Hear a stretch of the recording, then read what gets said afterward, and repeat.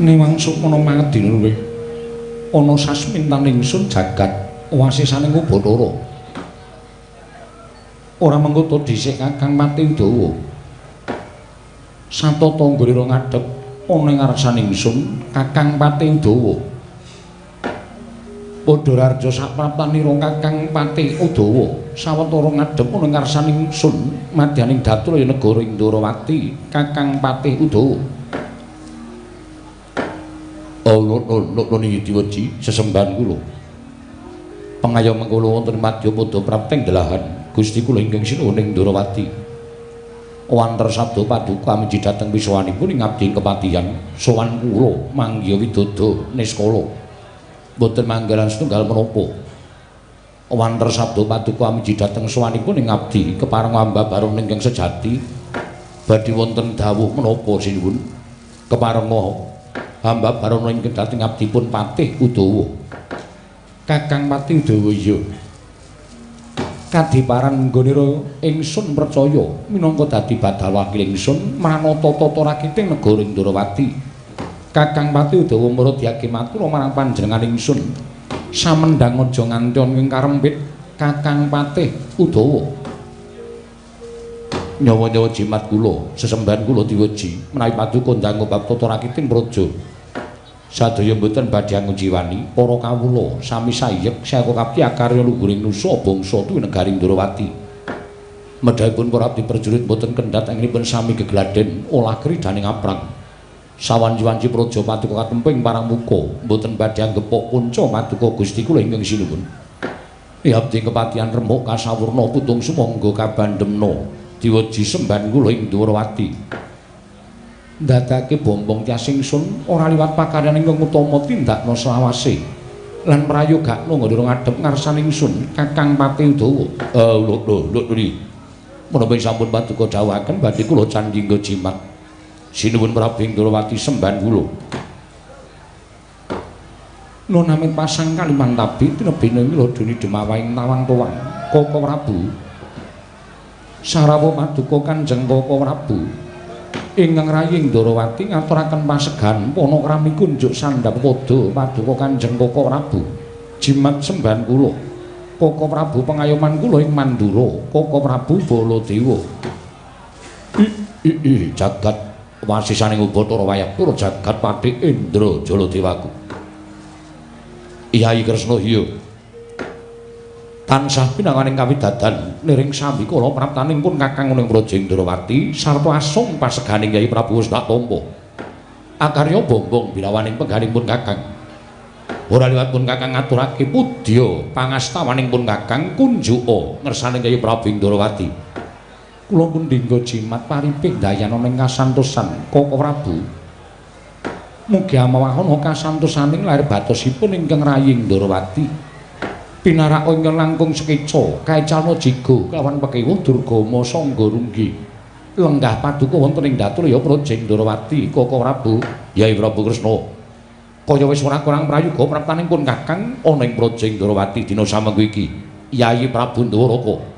Koko Prabu nadyan ingkang rayi garba rujipun Setyaki kula ngaturaken sembah pangabekti kula kunjuk Koko Prabu. Kadangipun Kakang Dimas Setyaki tak tampa siadhi ngabektaripun Kakang ora liwat pangestunipun Kakang Tampanana Kyai Wresniwira. Kula mundhingga jimat paripik dayana ing kasantosan lan mugi kasekecapna anggen cengandika lenggah. Ya Setyaki kaya wis ora kurang prayoga praptanipun Kakang ing Mandura diweji sesembahan kula pengayoman kula wonten ing Madyapada Gusti kula ingkang sinuwun ing Mandura. Ing abdipun Udawa ngaturaken sembah pangabekti kula kunjuk sinuwun Kakang Pati Udawa. Kasinggihan mekaten Kakang Udawa wonten timbalaning ngadawu yen peranganing para nayaka punggawa munggah Kyai Prabu Kresna atur bekti kelawan pun Kakang utawa panjenengan ingsun tak tampa kanthi lega-legawaning penggalih ingsun. Nanging yen to Kakang Udawa ngaturke bekti karo Baladewa aja lara atimu yen to bektine Kakang Udawa ora tak tampa.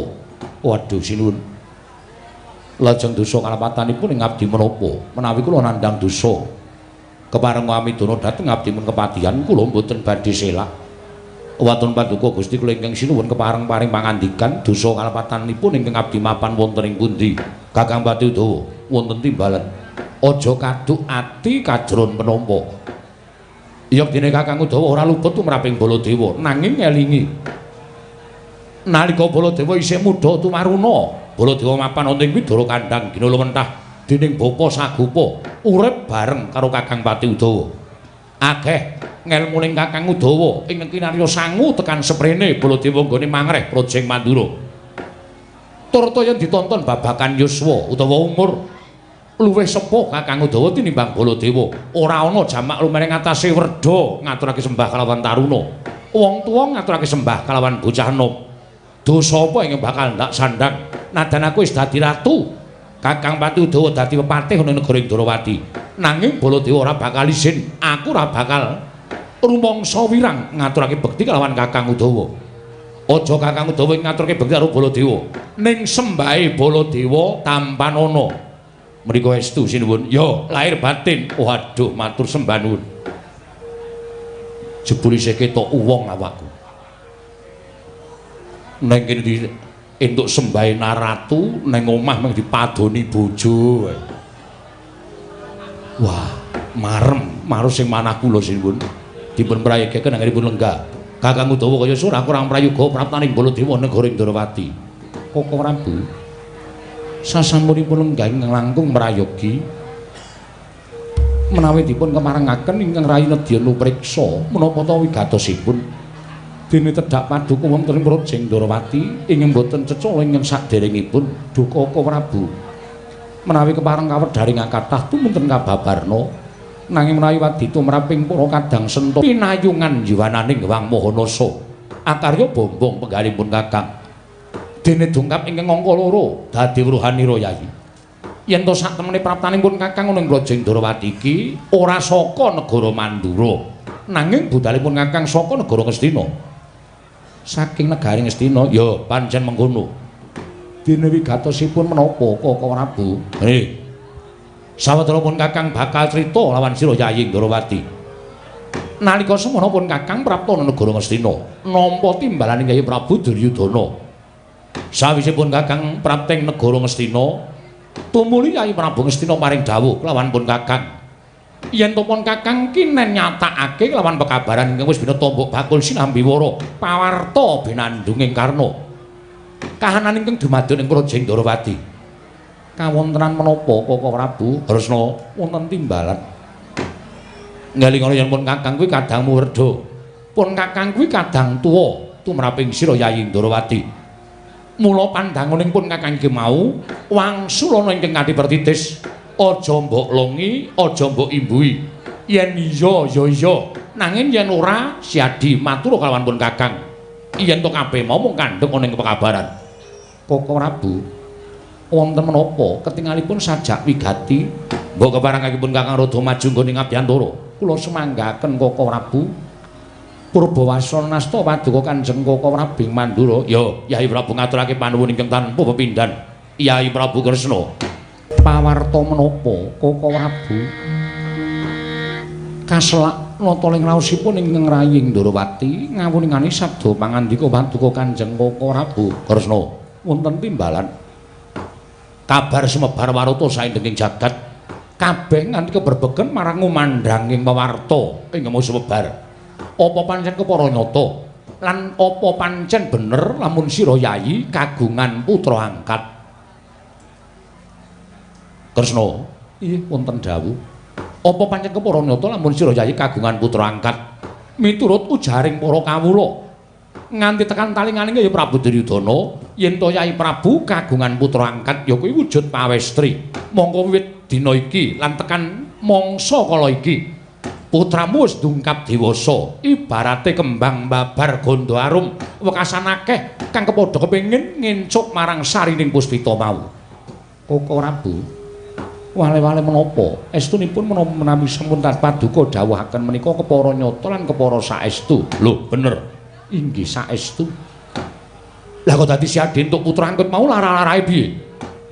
Nalika semanten ingkang rayi nedeng badhe nindakaken manembah dhateng purbaning Wang Mahanasa wanci tengah ratri Dumadakan boten kanthi kanyana-nyana jebul wonten satunggiling kenya remaja ingkang mapan wonten ing sanggar pelanggatan.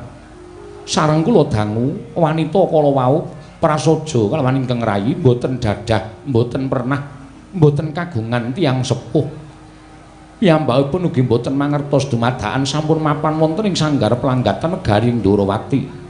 Tumunten krana kula nggadahi raos las dhateng lari menika, lajeng kula tanting. Lari menika tumunten kula anggep dados anak kula piyambak. Sakmangke sampun mapan wonten ing Projing Ndorowati. Apa pancen bener yen Atmajamu angkat mau ingkang wewangi endang loro temon? Kasinggihan mekaten Koko Prabu. Wah, dalah jagat Bathara, ya jagat pangestu Nggara. Mongko miturut ujaring para kawula. Akeh para putra Nalendra, akeh para satriya munggahing para Nalendra kepada kepi lan kumajelu anyedi marang sekaring kedaton ing Ndorowati. Ya kuwi kang aran endang loro temon. Kosek aku jane tak nyuwun prisa karo Yai Kresna. Pasuryane endang loro temon iki kaya ngapa? Lah kok dadi nganti persasat akeh para satriya ingkang kepengin ngayunake marang Atmajamu angkat ingkang mbok temokake ning sanggar pamalengan mau. Koko Prabu, mboten nyono-nyono menika lari ingkang mboten dadah, mboten pernah. Nanging menawi paduka nyumurupi dhateng pasuryanipun anak kula pun endang loro temon, embanipun kadidene widodari ing Tenggonyang wonten ing Madyapada. Tegesipun widodari ingkang darat wonten ing jagat Koko Prabu. Walah jagat Dewa Bathara, ya jagat pangestu Nggara. Lah iki ngene. Sambung rapeti apa to sababe dene pun kakang nyatakake lawan Siadi, yen to Siadi kagungan putra angkat. Yai Prabu mak ngastina utusan lawan pun kakang. Yen to kinen nglamar lawan Atmajamu. Nglamar marang endang loro temon. Sabab wis ana sak candra etung lungganing dina samengko iki putra nata ing Ngastina, Atma Jendra ing Ngastina ya kuwi Lesmana Mandra Kumara. Persasat kaya dene wong edan, kaya wong Bambung tulut ngulung, bareng didangu dening Kyai Prabu Ngastina. Ngaku yen to gandrung-gandrung kapirangu kelawan putra nata ing Ndorowati ya kuwi endang loro temon. Mula Kresna praptanipun kakang ana ing Praja Ndorowati sayekti mung kepengin angebun-bun enjang jejawah sonten. Angebun-bun esuk angudan-udan sore ingkang wigati bakal nglamar kelawan Atmajamu endang loro temon. Bakal ndak dhaupake kelawan Lesmana Mandra Kumara. Koko Prabu nuwun sewu. Sakatahing para Nalendra, sakatahing para satriya sedaya sampun nyobi anglamar dhateng Atmaja kula pun endang lara temon. Nanging kathah-kathahipun dipun tampik dening pun endang lara temon. Kuwatos sing manah kula menawi ngantos sakmangke Lesmana Mandra Kumara menika ngantos dipun tampik dening anak kula pun endang lara temon menapa mboten awon kedadosanipun ing atasipun putra Nalendra Ngastina teka dipun tampik dhateng Atmajaning Nalendra ing Ndorowati mongko nyatanipun menika namung anak pupun. Lah iki tak jaluk Yai Kresna budidaya.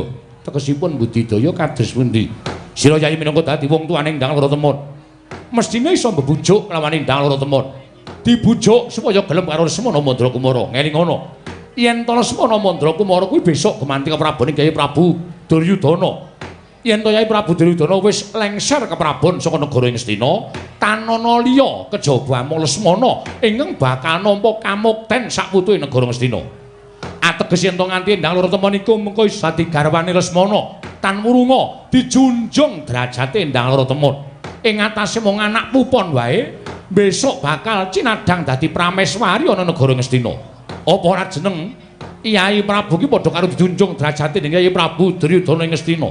Koko Prabu, kula nuwun sewu. Tiyang nambut silaning akrami menika mboten waton jodohaken ngaten kemawon, nanging tumrap kula wonten petanganipun. Lho sik. Petangane wong rabi apa? Ngibarate tiyang keplok menika kedah asta kalih. Menawi keplok namung asta setunggal menika mboten badhe saged lumampah. Tegesipun keplok asta kalih kala wau. Temanten putri tresna kalian temanten kakung, ingkang kakung tresna kalian ingkang putri. Menika tegesipun keplok asta kekalih. Ing sakmangke menawi nambut silaning akrami, sakmangke badhe pinardawa kamulyanipun ing ngangka kalih inggih menika gegaranipun seneng. Seneng inggih. Krana seneng menika kinarya gegaran ingkang kukuh bakuh. Seneng utawi tresna. Manten kakung tresna kaliyan ingkang putri, putri tresna kaliyan ingkang kakung. Menika gegaran ingkang kukuh baguh. Inggih sabanjure ingkang salajengipun kedah kenceng. Lho, nganggo kenceng barang? Inggih. Sing kenceng apane? Ingkang kenceng menika tekadipun. Oh, tekad. Iya, terus tekadipun kedah kenceng. Mergi tiyang nambut saning akrami menika bebasanipun sebaya mukti, sebaya mati. Yen abot padha dipikul, yen enteng padha dicangking. Krana menapa tiyang nambut saning akrami menika mangke wonten ing margi menawi kesandung kesrimpeting lelampahan, menawi boten kenceng tekadipun tartemtu badhe mandheg wonten ing margi Koko Prabu. Wah, bener. Ning tumrap aku perkara kuwi ora usah dadak didadekke bab nggone Siadi bakal duwa keparenging Yai Prabu Duryudana nggone mala kramake atmajane pikantuk endang loro temon. Koko Prabu nggih. Menapa sak mangke rawuh paduka namung piyambakan? Ora. Malah mengko pun Kakang wis nganti lawan Lesmana Mandrakumara. Bapa Durna ingkang wis sago dadi naib bakal mala kramake Lesmana Mandrakumara kaliyan Sloro Ireng utawa si Loro Temon. Yen nganti mengko iki Kyai Kresna maringake manten lanang bakal tak unggahake ning Datulaya. Yen perlu ana ing kene sisan didhawuhake Lesmana Mandrakumara karo Endang Loro Temon Kyai Kresna. Ngantos kawontenanipun kados mekaten Lesmana Mandrakumara anggenipun gandrung kaliyan anak kula inggih menapa ning Endang Loro Temon. Wis kaki jajal sawangen. Apa sira Yayi ora mesake karo kahanane? Ing atase Lesmana Mandrakumara kuwi anak ratu, kuwi putra Nalendra. Lah kok sandhangane ting srembong kaya ngono? Merga tresna ora kelakon, sarta katresnane durung iso ditampa dening Endang Loro Temon. Wekasan kahanane kaya ngono kuwi. Bapa Durna, oh kula wonten maring adawuh. Mesinipun Bapa Durna menika ngemutaken kananipun Lesmana. Ing atasipun putra Nalendra kok ngagem topi hansip kados mekaten menika. Kawontenanipun kados pundi? Oh, menika menawi dipun elekaken nesu kok, Ngger. Menika menawi dipun emutaken tumuli duka, lajeng menapa-menapa dipun tendangi mboten kadosa putra Nalendra ing negari Ngastina. Kula menika ngantos bingung momong dhateng wayah kula Lesmana Mandrakumara. Oh, niki wau pun ngentek-entekke dhuwit ora karo-karuan. Apa-apa ditukoni enten alun-alun negari Ndarawati. Sing kira-kira Ngastina ora ana, dituku. Monggo lajeng tumuli badhe dipun beto wangsul wonten ing Saroja Binangun. Menapa kula menika wong tuwa kurang anggenipun ngomong dhateng putu kula Lesmana Mandrakumara. Mekaten Bapak. Iki nggih. Lesmana Mandrakumara, atmajaku bocah bagus. Padha kanthi harja sapraptanira Lesmana Mandrakumara. Nunamit pasang Kalimantabe. Tinebekna ing iladune dumawaing tawang-tawang Siwa Kresna. Kepareng kula ngaturaken sembah sumungkeming pangabekti kula kunjuk. Wonten ngarsa Paduka Siwa Kresna sinayang manggelung.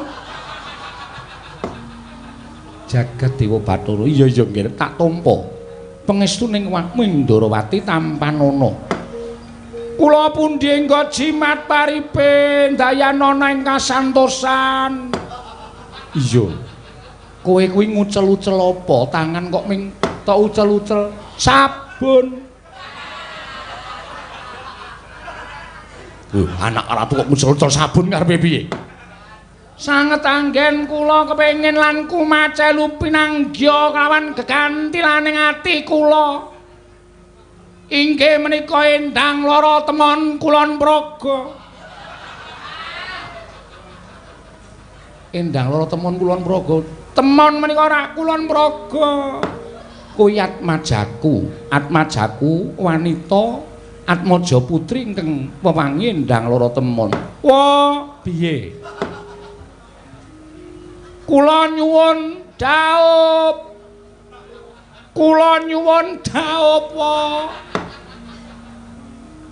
Karo sapa? Saontene.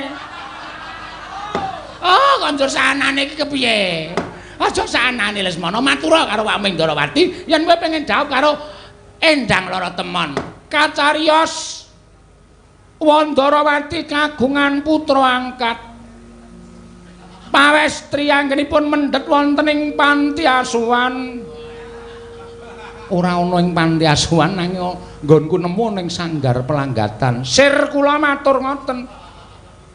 Sanggar pelanggatan Negaring Darawati naminipun Endang Lara Temon. Bener. Lesmana, wonten dawuh apa sira wis nate ketemu karo Mbak Yu Endang Lara Temon? Pangestunipun dereng. Lah kok iso tresna kuwi kepiye? Kula niki wonge nekat kok. Rung tau ketemu ya pokoke tresna. Nek apik ya digaruk.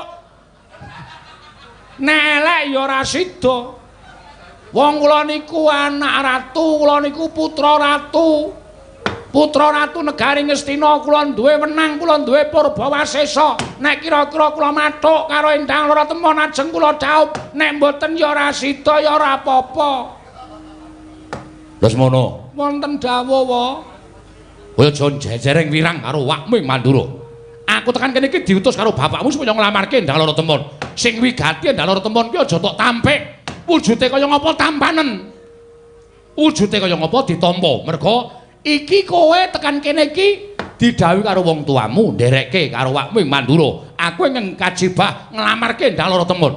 Nek nganti Endang Lara Temon kowe ngerti rupane dur tok tampik sing wirang aku dudu sapa-sapa. Aja kaya ngono ya putu. Ditampa ya putu.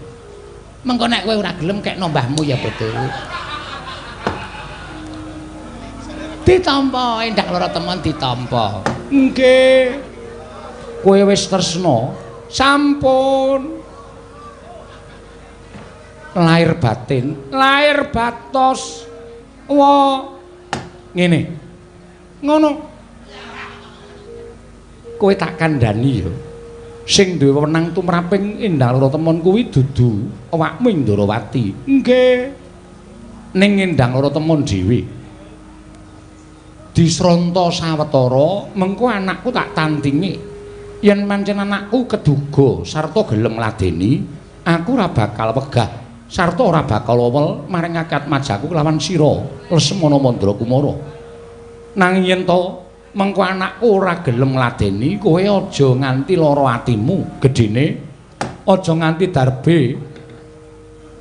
tumindak ingkang nalisir saka angger-anggering kautaman. Lesmana sendika ngestaken dawuh ning saking panginten kula ketoke kok kula cocok mergi kula pun tau ngerti fotone Endang Lara Temon ayune ora jamak mripate lindri-lindri nuwun sewu tutuke gendhewa pinenthang men sempal apa piye lambe kok gendhewa pinenthang lembeane mrak kesimpir rikmane nganti ules janges kaya grojokan mongko nuwun sewu pakulitane kuning lumer kaya santen duh aduh kula niku nek nyawang pasuryane Endang Lara Temon niku sasat ati kula wis ora kuat jarine durung nate ketemu kok iso ngerti pasuryane anakku Endang Lara Temon. Pun ping 4 kula niki ngimpi ketemu Endang Lara Temon sepisan nalika semanten kula wonten ing pasumpenan nedeng tenguk-tenguk wonten ing ajeng kasatriyan dumadakan wonten satunggiling putri mawi kebayak biru gen pundak enten uwuhe ledang-ledang terus kula takoni kowe sapa nduk ngaku nami Endang Lara Temon lah karepmu ngopo kok tekan kene niki teng impen lho wa iya kula meng cerita iya kula kepengin suwita kalian Raden Lesmana Mandrakumara sakal kula candhak tangane kula gandeng lenggah wonten ing dampar kasatriyan terus kula tanting nek kowe seneng tenan karo aku ya seneng karo kowe bar ngoten terus kula jak teng jero kasatriyan kula kandha karo Endang Laratemon. Endang Laratemon, kasatriyan semene gedene iki tekmu kabeh. Kae kreta kencana pirang-pirang ki tekmu kabeh. Aja nganti duwe rasa wigih ring-ring apa koke kabeh tak kekke kowe, waton kowe dadi tekku. Endang Laratemon boten semaur ming dungkluk kalih guyu ujaring para sepuh. Wong wadon niku boten tau gedhek karo anthuk, anane ming guyu kalih nangis. Nek nangis niku wegah, nek guyu niku purun cetha. Nek Endang Laratemon purun kalih kula. Boten sranta rasaning ati.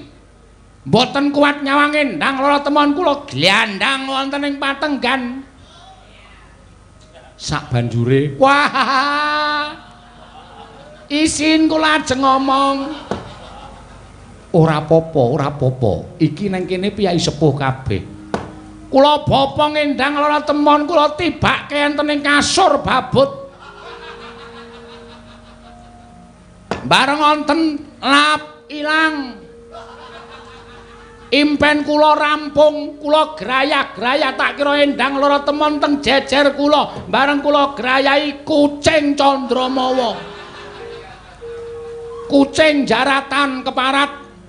Kucing kula candhak, kula banting, jarene wong tuwa nek ngimpi urung tutup kuwi bantale kon malik. Bantal kula walik, tinggine mubal. Terus sare meneh. Sare mlih. Jebul ngendikaning para sepuh menika leres. Nek ngimpi rung tutup niku bantale diwalik iso diteruske impene. Lah niku nyata. Ning ora ketemu Endang Laratemon pun ganti wedokan. Ketemu sapa? Bakule mie ayam. Sir-sirane Bapak Durna. Hus. Ora sak kaya ngono kuwi Lesmana. Aku kira tau piye-piye. Alah, sampeyan rasa dadak kumbi rasa selak. Nek sore tuku mie ayam teng lor Pertapan Sokalima, bakule lemu. Sikile gedene ra jamak-jamak.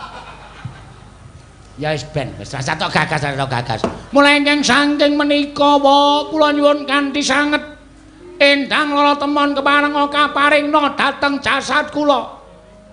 Menawi wa Prabu mboten marengaken Endang Laratemon trimah kula suduk salira mboten nyumurupi gelaring jagat miwahe seming rembulan ajeng kula cupet umur kula dumugi semanten kemawon wa Bagong Padhararja sak praptanira tansah pinayunganing kawidadan nering sambi kala sawanipun ing abdipun Panakawan Bagong masih bersama Bagong.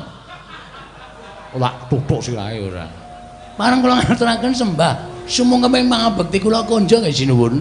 Iya Bagong pangestuku tampanana. Kula pun dinggo jimat paripen dayanana ing kasantosan. Ponokan Petruk. Padhararja saprabtamu. Sinuwun Mandura. Ya. Wilujeng Gusti, bekti kula kunjuk sinuwun. Tak tampa pangestuku tampanana. Kula pun dinggo jimat paripen dayanana ing kasantosan.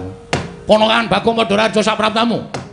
Nering sambi kala tansah pinayunganing kawidadan. Bekti kula kunjuk. Yo tak tampa. Ya padha-padha. Iki senengane ngene lho, Tru. Piye? Sinuwun Mandura ki wonge iki keras. Lho. Nek carane wong biasa ki militer. Mula nek dhek keras aku kudu keras. Dadi nek keras karo empuk ora dadi keras karo keras, Tru. Oh iya. Ngono ya. Kudu imbang. Heeh. Ponokan Petruk Padhararja sak praptamu. Peremban Durna. Rawuh mriki. Oh ya wis sawetara. Nderekke putuku Lesmana Mandrakumara. Oh, Ndara Lesmana. Iya, Petruk. Oh nggih. Wilujeng bekti kula katur nggih Peremban. Tak tampa. Pangestuku tampanana. Kula pun dinggo jimat paripih. Bagong Padhararja sak praptamu. Lho, Penemban Durna. Heeh, Durna. Bekti kula kunjuk Penemban. Iya tak tampa pangestuku tampanana Bagong. Kula pundhi nggo jimat paripih dayanana ing kasantosan. Dipun sekecahipun anggenipun lenggah. Iya Bagong wis ora kepenak. Petruk Padhararja, Ndara Sencaki wilujeng Bagong Padhararja. Ndara Sencaki wilujeng. Petro Padhararja sapraptamu. Ndara Pati Udawa wilujeng bakti kula kunjung nggih Den. Ya. Bagong Padhararja sapraptamu. Pangaturipun Ndara Udawa wilujeng bakti kula kunjung nggih Ndara. Ya tak tampa pangestuku tampan ana Bagong. Nun nggih. Wis suwe ra tau dolan ning Widara Kandhang kowe. Nggih, sibuk. Ya wis syukur nek ana gawean syukur tegese ora muspra nggonmu urip ning alam padang. Nggih, asane iki kula RT. RT. Ya syukur yang dipercaya dening para kawula. Pun dipecat kok. Lho. Pirang sasi? Seminggu. Omong dadi RT seminggu kok glelengmu ra jamak-jamak. Ha ngopo dipecat, Gong? Korupsi. Korupsi apa? Engko wae, Tru. Ha iki anu ya apa jenenge iki lelucon. Oh iya. Ora penting nang kraton kok ngetokke kaya ngene. Heeh. Petro dalem ana wigati apa Petro sowan tanpa tinimbalan. Kepareng ngaturaken tebah Siti Sekul binonteling ron kelapa. Apurenta ambo bilih wonten lepat kula nggih kula munjuk atursa paduka Sinuwun Prabu Kresna ing Ndarawati. Iya ora dadi ngopo Petro sembah nuwun. Dungkap angka kalih kula menika badhe munjuk atur sowan kula menika mboten saking pikajengan kula pribadi menika mboten. Miwah mboten saking pikajenganipun adhi kula Bagong menika ugi mboten. Ning kula menika dapur dipun utus Bapak Semar. Lho. Diutus dening bapakmu Semar. Nggih. Lah wigatine apa Panakawan? Mugi dados ning kawuningan bapak niku nuwun sewu. Anake bapak niku sakniki ora ming 3. Lho. Anake bapakmu Semar ora ming 3 mboten. Ning 4. Papat sapa wae sing tak ngerteni ming kakangmu Gareng kowe lan Bagong. Lah kok hitungane dadi 4. Nggih. Mergi ora suwe, dereng suwe niki bapak niku ngepek anak. Bapakmu ngepek anak sapa? Ah, kacariyos mekaten.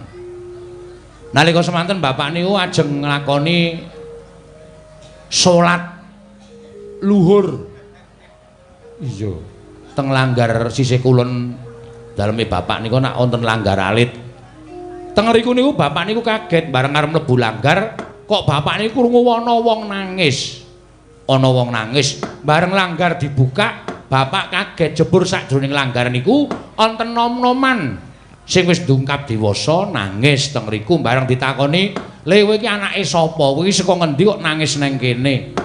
Lare niku bingung, kula niku mboten duwe omah, mboten duwe dadah, mboten duwe pernah. Kula niku ora ndek bapak, ora ndek simbok. Kula ya bingung kok ngerti-ngerti kula teng mriki niku janjane kula niku anake sapa, terus kula kudu pripun. Lah enten niku bapak terus ngundang kula Gareng kalih Bagong, kalih sawetara masyarakat, punggawa-punggawa masyarakat diseksekke sisan teng mriku. Diseksekke teng kampung, nek niki bocah niki dipek anak karo bapak. Lho, bapakmu ngepek anak bocah mau? Nggih. Gandeng bocah urung duwe jeneng. Karo bapak dijenengi Bambang Senet. Oh, Bambang Senet. Nggih. Apa wonge ya lucu kaya kowe karo Bagong ngono? Mboten. Wah, sampeyan nek ngerti anake bapak sing terakhir niki? Ora percaya nek anake bapak. Pikiran sampeyan mesti bapak niku selingkuh. Lho. Kok selingkuh piye to, Gong? Anake beda karo awake dhewe kok. Senet iki bagus dhewe. Bagus. Nggih. Sampeyan nek ning ya cetha pirsa, Nding. Sampeyan nganu to kali Ndara Janaka pun apal pasuryane to? Iya, ngerti. Hah, mirip. Mirip Ndara Janaka. Niki kula malah semelang e. Lho, semelang perkara apa? Saploke Senet dipek kali bapak dadi anak niku kok bojo kula ora tau nang omah. Lah nendi, Gong? Mbah kerep nang omahe bapak kok gek nglenceri Senet kuwi. Maksudnya bojomu seneng karo Bambang Senet lho, heeh ketoke. Ha kowe piye? Arep tak kekke kok. Lho. Arep tak kekke. Heeh. Ah mergane wis males. Jelek aku. Lho, ha kuwi sing kaya ngono kuwi sing ora apik. Biyen kuwi pilih-pilihanmu kok saiki jelek. Salahe saya suwe-suwe saya ora iso omong. Bojo kok suwe-suwe ora iso omong. Mbah kowe kena penyakit corona lho, Tru. Corona iku penyakit bisu kok lho, corona. Corona iku komunitas Rondo Anyaran. Dadi bojoku arep tak lebokke dadi komunitas kaya ngono kuwi. Lambemu kowe modaro. Cuak gedhe cengelmu ae. Ana wong urip apik-apik kon modar. Lah terus wigatine, lah sasamunipun Bambang Senen menika dipun aku dening anak. Sawetara Bambang Senen menika mapan wonten ing Karangkadempel. Terus jebule Bambang Senet menika nuwun sewu, meneng-meneng matur karo bapak, nek Bambang Senet niku pengin rabi. Bareng bapak niku nakoni karo Bambang Senet, "Lah sapa le sing arep tok rabi, anake sapa? Apa tangga desa? Apa pancen saka Karangkadempel kene?" Bambang Senet niku prasaja, "Mboten, Pak. Kula gandrung kula kepengin rabi kalih putra Ndarawati sing nami Endang Loro Temon." Bapak niku apal kali putra Ndarawati. Terus dawuh kare kula, "Truk, coba kowe sowan ning Ndarawati. Apa Sinuwun Kresna kuwi kagungan putra sing jenenge Endang Loro Temon?" Nuwun sewu sowan kula menika nanjihaken menawa saestu panjenengan kagungan putra ing nami Endang Loro Temon. Petro, dalem aku uga darbi anak angkat. Nggonku nemu uga ning sanggar pelanggatan. Lho. Estu niku? Iya, Petro. Namine Endang Loro Temon. Putri? Iya, wadon. Sampun dewasa? Ya wis pantes yen to omah-omah tegese wis ndungkap dewasa. Weh, lah kok kaya iki kaya digawe karo sing kuwasa ya, Gong. Bapak duwe anak wong lanang nom-noman muda gedhe mongko wis ndungkap anu palakrama. Sinuwun Prabu Ndarawati ya kagungan putra angkat wujute putri. Berarti betul. Heeh. Jenenge Endang Loro Temon. Heeh. Wis cekat-cekat terus. Gak dilamar ketoke iki ya kedaya ngene iki nggawa Lesmana barang ketoke ya mung arep do kepengin ngarepke Endang Loro Temon iki kudu dhisik-dhisikan. Nek nganti dhewe kalah dhisik Bambang Senet adimu ya adiku mengko kagelan atine kowe karo aku malah ngrekoso leneng-nenengi karo Bambang Senet. Engko nek iki ora trima Ndara Lesmana Mandra Kumara tekan kene nglamar Endang Loro Temon, nek adiku nglamar Endang Loro Temon nek padha-padha ngarepke terus gawe geger dadi geger piye kok. Kowe gunane apa nggawa aku? Hah? Gunane apa nggawa aku? Kowe mung kari omongan, engko nek Durna, Sinuwun Mandura, Lesmana iki padha-padha nglamar Endang Loro Temon, nek ora trima kowe mulya sik. Wong telu iki tak sikate kabeh. Mbok nek omong nganggo aturan, Gong, dume cangkeme jembar kok nek omong kok sak karep-karepe dhewe. Iki serius iki. Mergo aku ditangisi karo adikku tenan. Tur aku tresna karo Bambang Senet. Nek Bambang Senet ora kelakon jawab mung perkara kalah karo Lesmana anak ratu ning Kocluk. Hus cangkeme. Iki ana Begawan Durna ana Sinuwun Mandura barang kok. Nyatane ngono kok nuni apa? Ya tak rembuke sing apik-apik. Mlengking saking menika sinuwun gandeng panjenengan sampun kagungan putra ingkang nami Endang Loro Temon. Kula nyuwun nganti sanget paduka maringna ingkang putra pun Endang Loro Temon badhe kula boyong wonten Karangkadempel. Badhe kula dhawuhaken kan pun Bambang Senet adi kula. Petro, nun. Sowanmu kurang cepet sebabe wis ana penglamar sing tekan kene luwih dhisik tinimbang kowe. Sinten? Koko Prabu Mandura, Bapa Begawan Durna nganti Lesmana Mandra Kumara nglamar Endang Loro Temon. Mula tak jaluk kanthi banget kowe ngalao, Petro. Kowe ngalao. Anakmu Bambang utawa anake bapakmu Bambang Senet kon golek wong wadon liya. Aja ngarepake Endang Loro Temon, mergo Endang Loro Temon iki mengko bakal tak tanting. Yen pancen gelem dinaub dening Lesmana bakal tak paringake utawa tak caosake marang Koko Prabu Mandura. Nah yen ora gelem, mesine Koko Prabu Mandura bakal adreng nggone mboyong Endang Loro Temon. Merga Lesmana nggone tresna ya wis kaya ngono kahanane Panakawan Petro. Mula kang sangka kuwi kowe ngalao. Ngalao baliya marang Karangkadempel, omonga karo bapakmu, matura. Yen Endang Loro Temon wis bakal ditanting dhaup karo Lesmana Mandra Kumara Panakawan Petro. Bagong kok menyat saka nggone lungguh. Tumuli jumeneng padha karo Nata Ndarawati ateges kowe wani karo Sinuwun Ndarawati ya pepundhenmu aku. Sirmu piye karepmu piye Bagong? Ngene Sinuwun. Lho ora basa. Sorry, ngaten. Niki perkara ora baen-baen lho. Niku perkara nyawa lho. Lho, nyawane sapa? Nyawane adik kula. Nyawane adik kula Bambang Senet. Najan Senet niku matur karo Bapak Semar, nek kepengin rabi karo Endang Loro Temon, ning Senet niku curhate kali kula. Senet niku toke gegembolane ngatine karo Bagong. Mas, nek sampean mengke diutus Bapak teng Karang Ndarawati, nek nglamar Endang Loro Temon, nek sinuwun Ndarawati ora ngeparengake sampean dadi seksine. Kula ajeng minggat saka Karang Kadempel. Kula arep mlaku nganti sak pati kula. Lho, niku napa ora mesake? Ning nyatane kowe kalah dhisik. Iki ora perkara kalah dhisik. Gum, sabar, Gum. Sabar, halus wae, sing tenang, sing ikhlas, sing sabar. Ora usah nyenthe-nyenthe kaya ngono kuwi. Kowe meneng ora wae, ora meneng gak dupaki sisan kowe. Santai, meneng urusanku. Ya.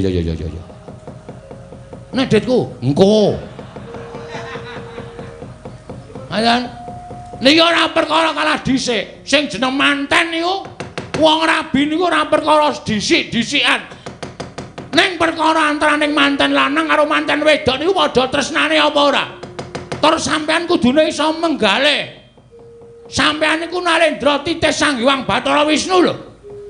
Komeng sak kepenake dhewe. Anake arep dipek karo Lesmana Mandrakumara. Apa jeneng sampean niku ora nyengsarake karo anak sampean? Lho. Nyengsarake perkara piye, Bagong? Nyengsarake piye? Ora sak penakmu dong ngucap nang ngarepe Kyai Prabu Ndarawati. Sik, iki arep gayeng ki, Truk. Kowe tenang, kowe tenang. Aku tratapan kono minggatno. Ngono kok wedi. Sinuwun Mandra wis melu omong. Ah ndek cangkeme kok melu omong. Tenang wae to. Niki ora perkara kalah dhisik, ning perkara sampean niku nyengsarake karo anak sampean. Nyengsarake lire piye? Dasare wong sak jagat iki ngerti nek Semana ki anak tunggal ratu Ngastina Prabu Duryudana. Nek wong sak donya niku ya aja ngerti kabeh. Nek Lesmana niku nuwun sewu, anak ratu ning rada kocluk. Apa sampean ikhlas? Anak sampean Endang Loro Temon dipek karo anak ratu ning rada petuk. Apa sampean iki mang pikir? Saniki mang petung. Bambang Senet niku bagus. Ora bentuke ora kaya kuyok, ora kaya Petruk, ora kaya Gareng. Ning bagus ganteng. Nek entuk anak sampean arep Semar ki wong kere, arep Semar ki wong ora duwe. Secara lahiriah, waduh. Panjen Semar niku kere, ning batiniah. Semar niku titising Sang Hyang. Sapa, Tru? Ambuh. Lali ya. Yamadipati. Ngawur. Brama. Ngawur. Mandrakumara kula nuwun sewu mbangane kula bali kelangan adi. Luwung kula mati teng mriki tak wujuti. Lho. Tegese piye kok kowe arep mati nang kene? Kula ajeng ngamuk teng mriki. Lho. Ngamuk piye? Sampeyan dereng ngerti kula ngamuk to? Kula ngamuk teng Ndarawati. Monggo sampeyan ngerti Bagong niku lek ngamuk nguyuh sak nggon-nggon. Apa kelakon Ndarawati pesing?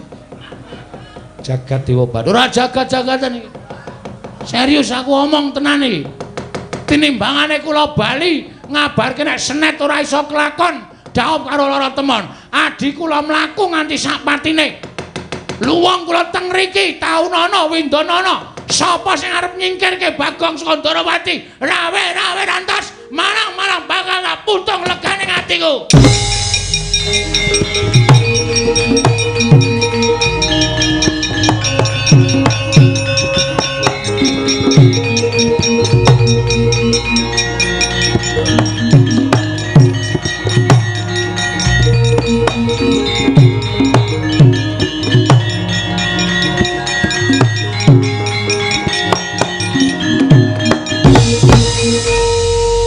Maring jajaran sekretaning bawana iblis lanat. Wah, gugu karepe dhewe. Wah, lah kowe ngatasi derajate gedibal pitulikur wong elek nyolok mripatmu Bagong Ndrewili ucapake kurang grojogan nerwete kaya bethe sewun bawa tegalan. Bagong, diar kowe. Apokmu wong nek omongane ora tau ditata ya entuk-entukane kaya ngono kuwi. Kowe iki ditimbali Sinuwun Mandura kok. Bagong. Kowe aja meneng wae. Kowe nak timbali wangsulan. Ngladeni wong ngene iki sareh. Wo. Ha piye tenan ora dadi? Sareh. Udawa rasane bake simbal bareng apa kowe?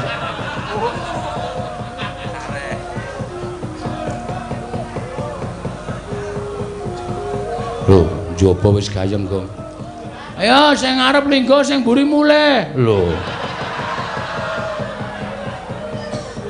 Ngarep linggo sing mburi mulih ora. Arandarawati iki luar biasa. Sinuwun Kresna ki nek muni lagi lenggasine waka masyarakat sing padha rawuh kebak cepet-cepen ora muat terus. Ha iya. Bagong kowe tak jar rembugan. Oh iya ndeng lali. Kowe tak jar rembugan malah ngurusi wong ngono-ngono yo. Pripun? Karepe pripun? Hah? Ora usah getak-getak. Sing alus, sing santai. Ora usah dadak pripun-pripun. Kersane nimbali kula. Kowe mau ngomong apa? Hah? Kowe mau ngomong apa? Piye ta kowe? Kowe mau ngomong apa piye? Kowe mau ngomong apa? Kersane Kyai Prabu Kresna.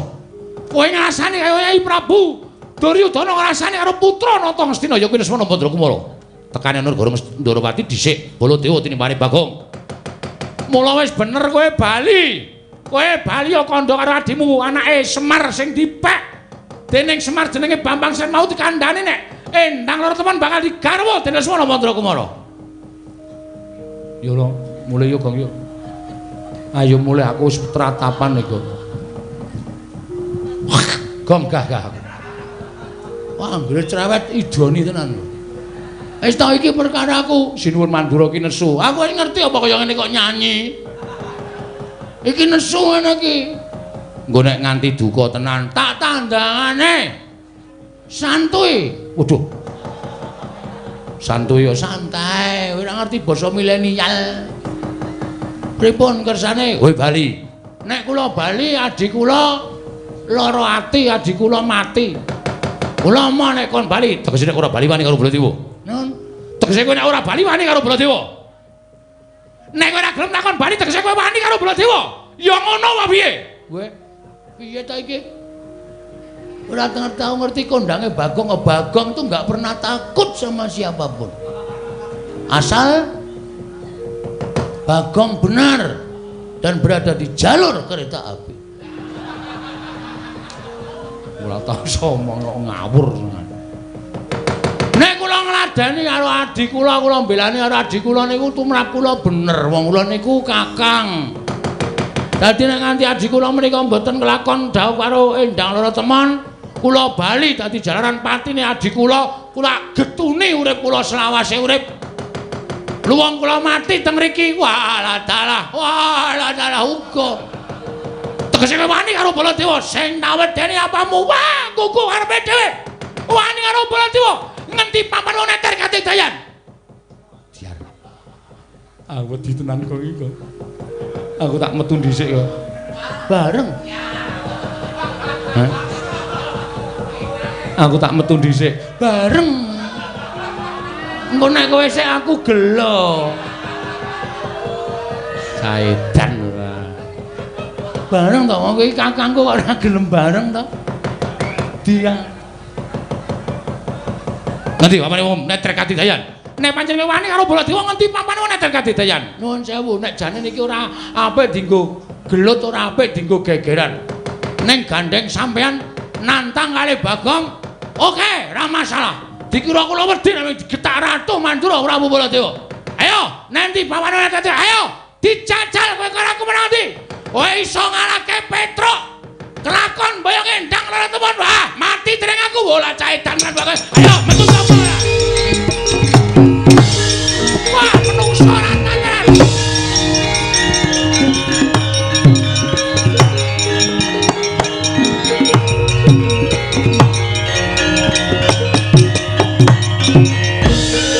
Wong edan. Wong sing nantang dheke kok ditujokke wong liya. Nganti Petruk gendandapan. Koko Prabu kok ya gelem ngoyak Petruk ngono lho. Kok ya manut karo Bagong. Lah terus kowe arep ngopo? Kowe nesu-nesu ki mau kok nganti ora nantang Koko Prabu kowe arep ngopo? Ha iki mungsuhe sapa iki? Iki tenan ra ana kegiatan. Ah, Bagong aku ra melu-melu. Hus. kudu melu-melu. Mergo kowe tekan kene nggawa Lesmana Mandrakumara. Ayo. Petruk wis mungsuh karo Baladewa. Nek Durna ora ndek mungsuh, acetha ora gayeng. Iki sing do dinteni kowe dikepruki nganggo glugu ndiasmu. Ah, Bagong. Aku lagi ora enak badan, Bagong. Aku lagi mau nek kon perang, wis kudu perang. Ayo, kowe pokoke kudu gelut karo aku. Petra musuh Baladewa nggo ngapa? Durna meneng wae. Oh, Bagong aku ora perang, aku mau perang tenan, Bagong. Aku kesel tenan, Bagong. Ora gelem metu njaba. Atok kenang-kenang wae. Karepmu piye ora gelem metu kowe sing marahi Lesmana Mandrakumara nglamar Endang Raratemon. Aku brabret tenane, ora minggat aku sing arep minggat.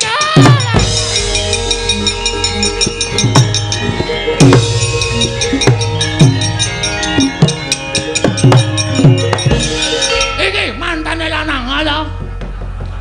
Aku ora melu-melu, Bagong. Ora melu-melu apa? Sing marahi adikku ditolak karo Sinun Prabu Ndarawati. Mergo Endang Raratemon arep kukup. Kowe anak ratu ning koclok.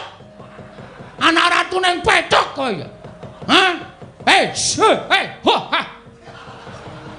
Diseneni kok mripate ngengetke ngisor. Ngengetke mripatku. Matamu gede banget. Matamu kowe. Ora nguna-unake wong tuwa mata-matake. Ayo, ora semingkir saka negara Ndarawati. Bagong sing arep ngamuk karo kowe Lesmana.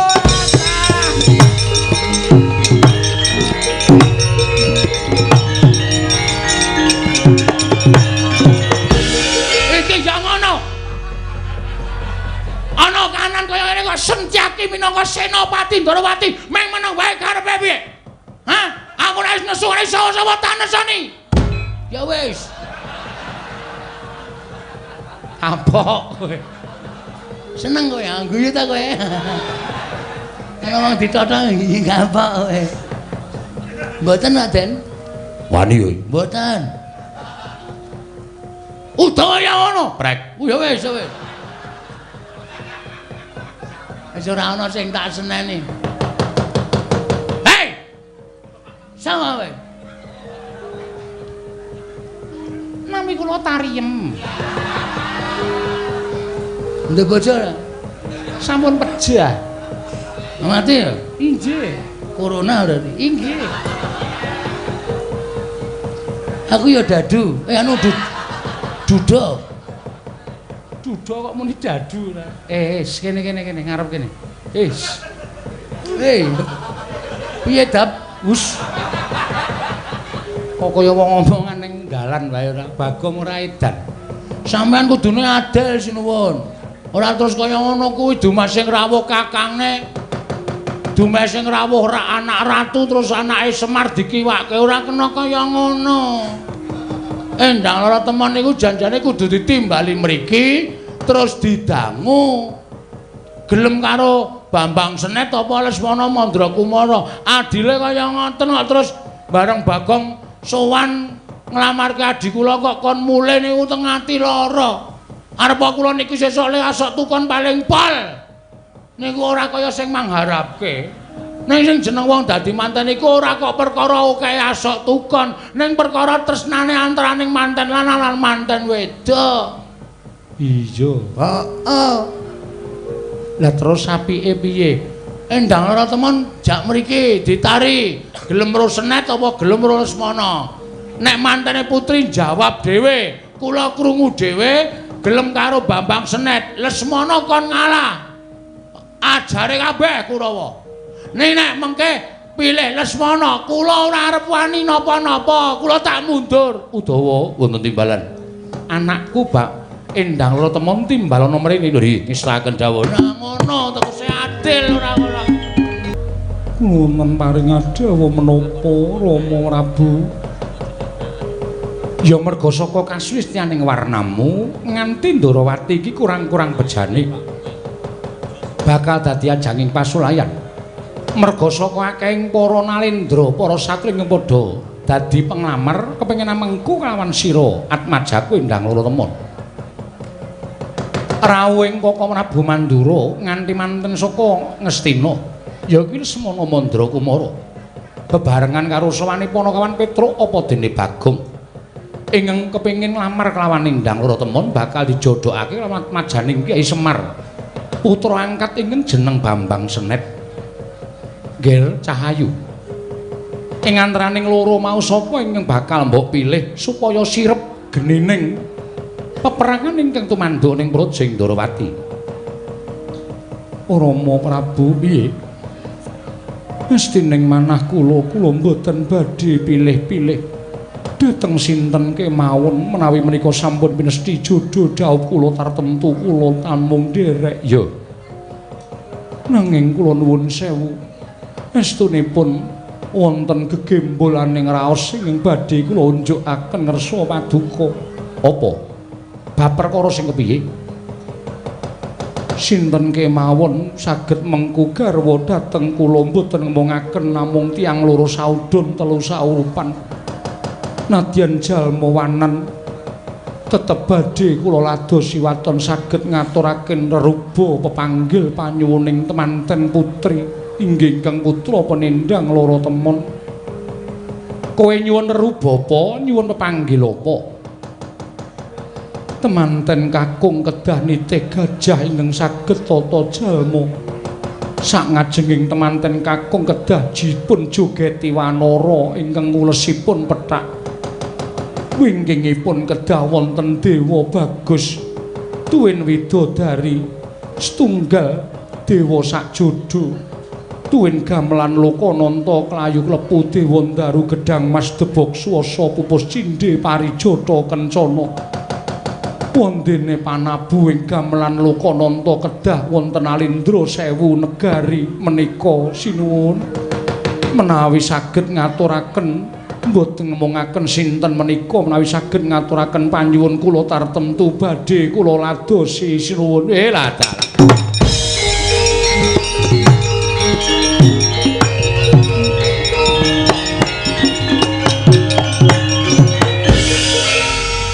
Bagongan krungu dhewe to kowe. Wah, wis sulit iki. Sulit kuwi apa? Asu jengkelit. Sulit kuwi angel. Lah sebabe manten lanang kudu nitih gajah sing iso tata jalma. Waduh, mongko saiki ora ana sirkus. Ngarepe kudu dijogeti kethek putih. Ingkang joget ana ngareping temanten. Anu apa jenenge temanten lanang mburine dewa sakjodho niku tegese dewa sing ayu ale widodari sing dewa sing bagus ale widodari sing ayu to iya gamelan Lokananta wajan mongko perunggu ning iya nek wesi ora entuk mongko kelurahan kae duwene ming wesi Kiai Drim dengkulmu mlocot sing nabo para dewa terus napa kayu klepu dewa Ndaru Gedhang Mas Debok Swasa Pupus Cindhe Parijata Kencana kayu klepu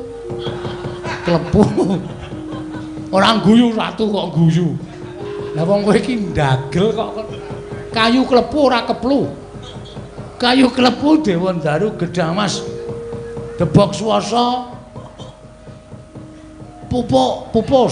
Pupus Cindhe Parijata Kencana engko gek sinom udu sinom Parijata ora nganggo sinom Parijata Kencana sing nabuh gamelan Lokananta kudu ratu sewu negara wis net rasida rabi net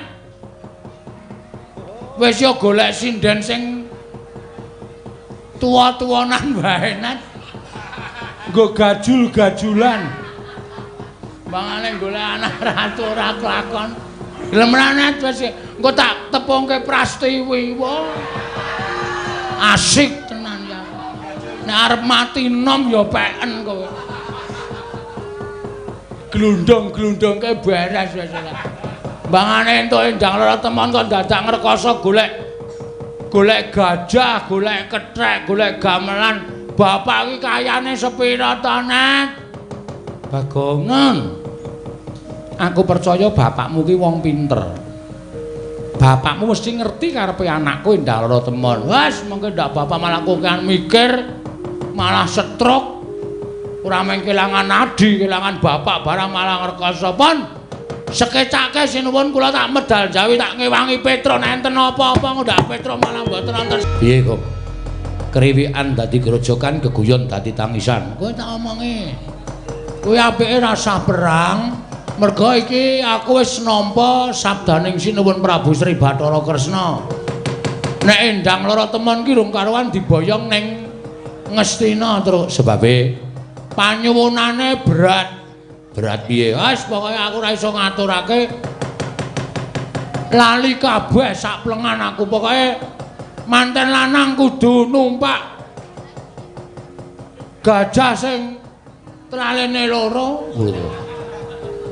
Iya ya mau le ngomong karo ngarepe manten lanang dijogeti kethek sing gendong-gendongan.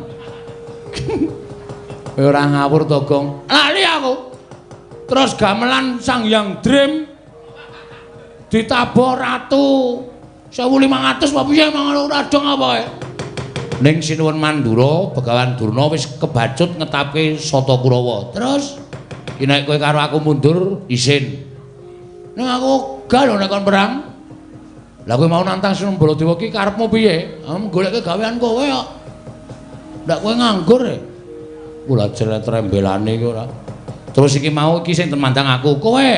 Engko nek Sinuwun Mandura nesu sing tak tantang Prabu Baladewa.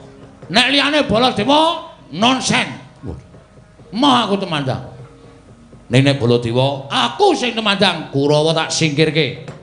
Engko nek Prabu Baladewa maju, kowe sing tanggung jawab. Wis, engko nek Baladewa sing maju, aku sing tanggung jawab. Iki ora mung cangkeman lho, Gong. Tak tapuk lambemu lho. Nek ngomong sing apik, Truk. Aku soal iki kerep ngapusi kowe. Sing ngomong sapa? Ngapusi iki kebiasaanku. Lah iya, aku ora ya omong karo kowe nek kowe kulino ngapusi to. Nek perkara musuh Baladewa ora, yakin nek kowe tenan Kurawa tak undurke. Nek Baladewa sing maju tandangana siap. Ora minggat lho. Ora aku tak tuku es teh. Lho. Ngelak ya aku. Nek nyileh 2000 to. Asing wingi nyileh 5000 rong balekke kok. Sisane tak gunggung sungsung 7000. Wis ora iso. Njaluk sing kowe sing bayar aku. Oh iya. Perang sik kowe tak peranggong ora ketang sak triraman rong triraman ya. Petruk kanthong golong. Ndara Kartomarma ya. Ana ning ngarepe pepunden, ana ngareping piyayi, kowe malang kerik. Sampeyan degir iki ajeng napa?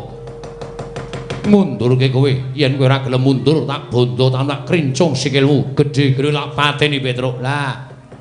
Sampeyan tekariku niku niate wis ora apik kok dadak kula tata krama. Arep kula tata krama ning nyatane sampeyan niate wis ora becik, mesti ora urung bakal dadi pasulayan. Tinimbang kula dadak tumindak utawa ngetokke tata krama unggah-ungguh kula kalih piyayi, nek piyayine wis ora ngerti tata krama karo Petruk gunane apa? Lho, tegese kowe wani karo Kartomarma, sing tak wedeni apamu? Wis tak niati tekan kene Ndara Kartomarma. Nek pancen Sinuwun Prabu Mandura gawe gedhe perkara iki Petruk sago, tinimbangane Petruk bali, adi kula Bambang Sret ora sida dhaup karo Endang Loro Temon. Gedene kula nyumurupi patine adi kula Bambang Sret luwung Petruk mati teng mriki. Bagus. Yen kono wani karo Kartomarma. Apamu sing tak wedeni? Petruk aku wong loro. Ora wedi. Ambok wong 5. Petruk niku nek bacut wani ngenten iki aja kok dikrubut wong loro, krubut wong 3, 4, 5. Petruk ora bakal wedi. Kurawa maju 100 bareng, ora bakal tak tinggal loncat. Ora-ora suaramu. Wani marang aku tak tinjung akhirat nyawamu. Kene merganing patimu Petruk, mang maju rasa dadak kok kan gunung tanpa guna. Sampeyan apa kula sing tekaning pati enten papan mriki? Ngaten mawon. Tinimbangane nantang suarane kemiwat kaya ngregem jimat, kaya wani ndlat wesi abang. Kaya wani mecah wesi gligen nek ora dadi nyatane kendara dene tani karewanmu, kendara dene katane Sotama. Kula ladeni, Ndara.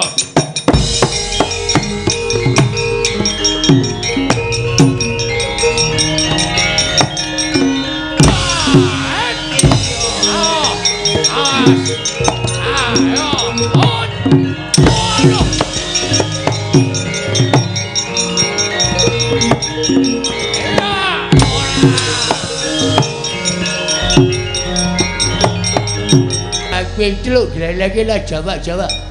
Kulawa bubal mawon ora iso kilukup jalan tujuan lebut bucuk. Ndara Durma ganti jajal kepala nyoto. Aja gleleng pacamu gebelo silahmu Petruk. Nek kene ketemu karo Cenopati ning Cenopati pendekal saka negara Kestina ya kuwi Halya Durma ganti. Rasah kok kan cangkem. Wah cangkemmu kuwi. Kowe pengelan pati durake cangkem-cangkem sampean mriki butuh napa? Nglablak kowe. Nyo. Lho. Maksud lu. Sampean mriki ajeng nglablak kowe. Nyo. Timbang sampean mengke sumbar nek tak ajar malah isin. Sing dadi nyatane nyo. Wedi marep aku tak mungkur nyo. Milih awake Petruk cilik loro gedhe sambat meguru karo kowe 20 taun. Waduh, gleleng tenan cah iki. Mboten perkara gleleng ning sing dadi nyatane. Yo. Bukteke apa piye? Sampeyan ngantem kula ngrasake lara, kula meguru karo kowe 20 taun. Tanganku wis kondang, tangan tengen iki jalatan. Tangan kiwa opname. Iya. Sing dadi nyatane nyo. Mati jeneng aku. Nyo tibano modal kowe. Iso. Ya wis. Semplok kowe. Sing semplok apane? Bajigul. Lah apa-apa to? Kena ora apa-apa ngene kok. Nyo, mati kowe. Ambyal kowe. Mburi. Nggo gaman. Wah, pamel tenan iki. Kowe ngece kan aku bacok modal. Iya. Lho. Kok nggawa cantolan korden gentulmu melocot. Iki jenenge celulut.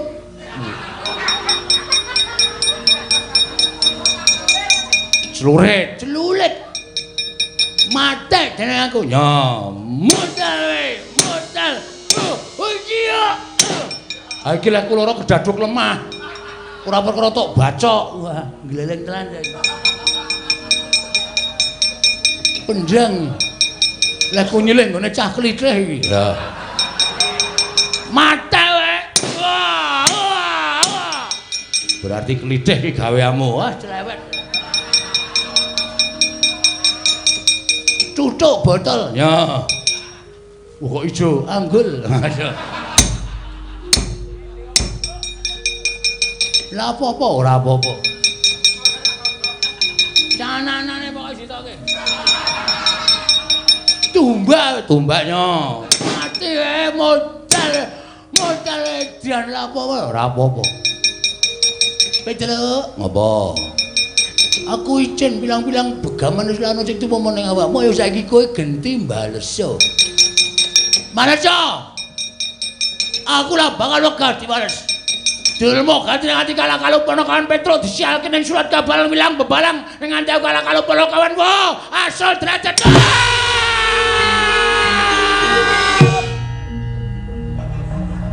Baru biar kinar tak buang wayang anyar nek ora tak buang skenarione kaya ngono pepete nggone wong sugih kok ora wae Gang wacahe wudon diplatat kowe iki wudon to wudon kok neng dada. Ayo men atu kule dhewe-dhewe kok. Neng apa e? Mungsuhmu teka. Mungsuhku sapa? Prabu Baladewa. Patih Sengkuni mlayu Kurawa tak gawe bubar. Matur karo Prabu Baladewa. Sinuwun kula semanggaken saka kaduhan wis ketok. Panuswaning jajaran sekretaning bawana iblis lanang Petruk kantong bolong ora minggat gretel nenggala dulang tak Baladewa mlayu aku ya mlayu sing arep musuh Baladewa mau sapa e lho tak antil tenan cah iki sing lambene arep musuh Baladewa mau sapa to cangkeme sapa tucukane sik to sing ngomong ora kowe to lho mosok ora Prabu Baladewa maju Kowe sing kudu tanggung jawab. Tandangi. Kowe ndelik kana. Mundur. Gong. Ngapa? Prabu Baladewa nggo nenggala nek kowe dinyunyuk nenggala mati. Aku wis wani kok dadak tok kuwatir iki piye? Hah? Ora ngendon-doni wong wani ya? Nek mati nganggere dicas ra urip meneh. Padake HP ora. Nek kowe mati piye? Mati tak wujude aku wis niat belani Bambang Senet adikku. Mundur. Yo. Hati-hati lho, Gong. Oke, ora usah kuwatir. Baladewa kok ngendel-ndelke ora. Bengi iki aku arep ngasorke Baladewa men ngerti nek Bagong iki ora kalah digdaya karo Baladewa ning kowe engko mati. Wis ta, cerewet kowe iki. Kono-kono, minggir kono. Ya. Mati tenan aku iki nang ketoke. Prabu Baladewa teka. Petro nanti Bagong, Petro mboten wonten. Kowe ndeleke Petro nyotampanono. Blus. Aku kok ya dadak aleman to ya iki mau. Kon dadak nantang Baladewa iki wong sing ringke-ringke wae akeh kok sing tak pilih Baladewa. Oh, ya wis men lah. Tare wangi kaya ngene iki mergo mbelani kowe kok. Net senet. Adikku cah bagus. Semir. Semir bedrene ye. Kowe sing dadi bapakku kowe aja negake karo aku ya, Pak. Kowe iki jare dewa. Aku mbatin ngrekasa kaya ngene musuh Baladewa. Nek kowe ora ngewangi karo aku mati, Pak. Nek aku mati piye anak-anakku jek cilik-cilike, Pak. Petro ora gelem ngewangi. Iya, Pak. Lah ngopo kok malah nangis? Kowe ngapa rene iki? Aku ora nangis, aku ki ngrapal. Ngrapal apa? Aji Jaya Kawijayan. Kok mripate ana banyune? Heeh. Heeh. Mongko nek moto semene iki mesti luwih gemrojok ae ya, Tru. Kaya ledeng. Ledeng dong. Mundur-mundur. Oh iya. Aku lagi nyuwun pengayoman. Muga-muga Bapak krungu pesambatku le mutok kongkon tekan negara Ndarawati. Ameng-ameng nyawa tenan, Pak. Aku njaluk tulung karo kowe ayomana ya, Pak. Kowe ora ngayomi karo aku. Ngrekasa uripku mati saka Kyai Nenggala utawa Alugara, Pak. Weh, sinuwun mandura. Weh, matane. Lho. Sik. Lho. Coba nyuwara. Kowe ngapae, Tru? Kowe ngapae? Lho ngapa? Kok melu keplok to? Lho kok kowe iki sik. Kowe Bagong to? Heeh. Kowe ngiluwa. Kowe nggo ngono ra? Nggo pengilon ra? Nggawa, cilik ongotan kae. Kowe mesti tok ketok talekke nggon sepatu to. Ha ta? Kowe sangu ongotan cilik iki tok talekke nggon sepatu terus tanggo nginjen kathoke kanca-kancamu ha ta? Ora trik mbiyen ora. Aku ya sok ngono, aku ngerti kathoke bojomu kok. Weh. Yo sikut mudhar kowe ora. Ngapae? Lho delok rupamu. Lho,